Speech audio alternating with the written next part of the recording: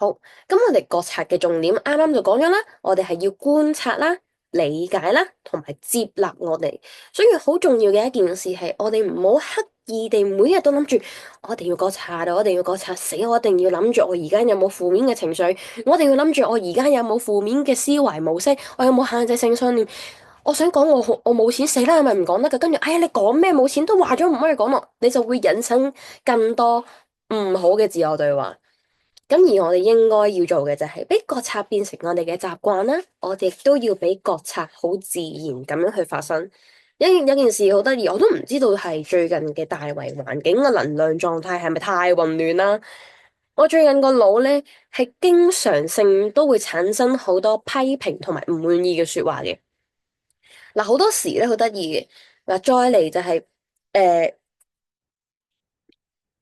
好多時好得意咧，就係關於我哋覺察嘅時候咧，我哋會有一件事就係我哋會有好多內在嘅自我對話啦。而呢個自我對話咧，必須要你去經常咁樣去了解到自己嘅想法咧，你先至會察覺到原來我有呢個自我對話嘅。如果唔係咧，平常人咧，好可能喺你有呢一個自我對話嘅時候咧，你就已經投入咗情緒啦，你就已經開始一齊埋怨一份。咁我最近就有呢個狀態，就係唔知點解我個腦咧成日都好打交喎。例如係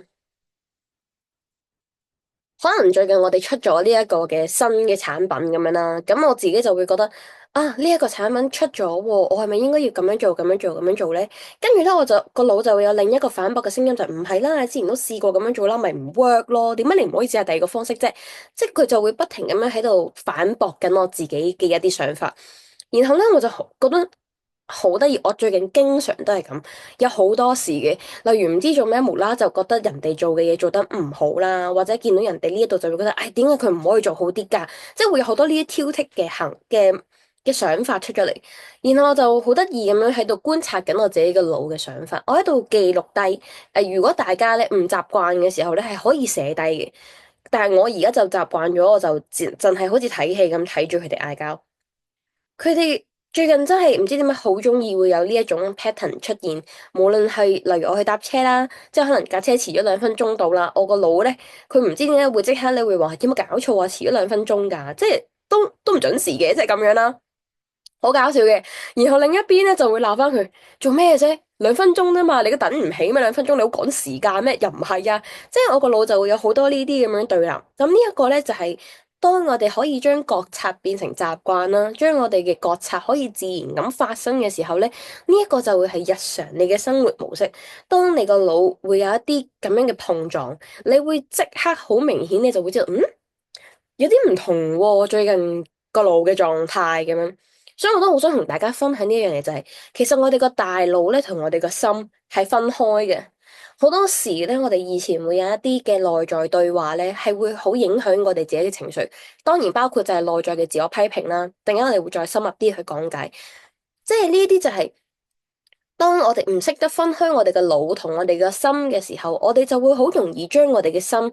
去放晒喺我哋個腦嘅每一個想法、每一個觀點，就會變咗我哋個人做得好攰，我哋嘅內耗都係咁樣產生嘅。但係如果你試諗下喎，如果你有一日你個腦喺度鬧緊你自己，點解你咁廢㗎？人哋可以升職，點解你升職唔到嘅？點解你咁冇用嘅？點解你成日 OT，人哋都唔係升你嘅？咁你 OT 嚟做咩啫？即係你咁樣同自己講完一堆說話之後，你嗰一刻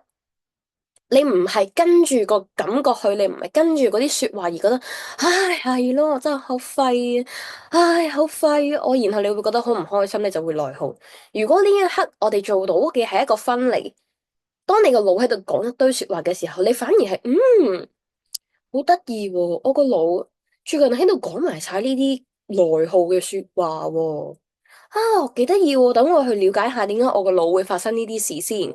嗱，如果我哋將兩個情況變咗咁樣，會唔會覺得係當我可以分開我個腦同我嘅內心嘅時候，我成個人個內在個狀態係咪會好穩定啊？甚至乎咧，而家咧我係由得個腦自己喺度發癲噶，即係我個腦咪喺度鬧咯，但係我嘅情緒係一啲都唔會俾我個腦影響咯，即係我知道佢喺度批評緊好多嘢，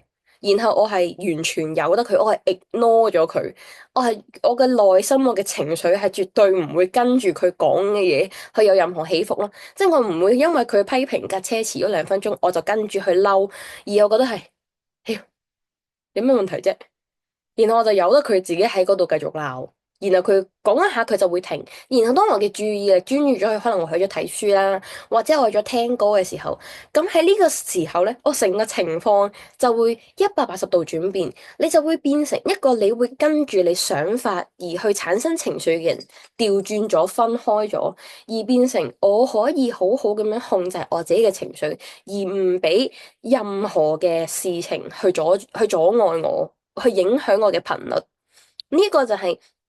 當你去經常覺察自己嘅情緒，你以後都會發生呢一個情況，係真係你開始就會覺得其實人嘅大腦都幾得意啊，定唔知道我都唔知道到底係邊一度影響咗我，無啦啦會有啲負面嘅思維出嚟，但係你會覺得哦都幾搞笑喎，咁你就會覺得完咗啦，但係我嘅情緒又冇俾呢啲負面嘅思維影響喎，呢個真係一個好得意嘅東西。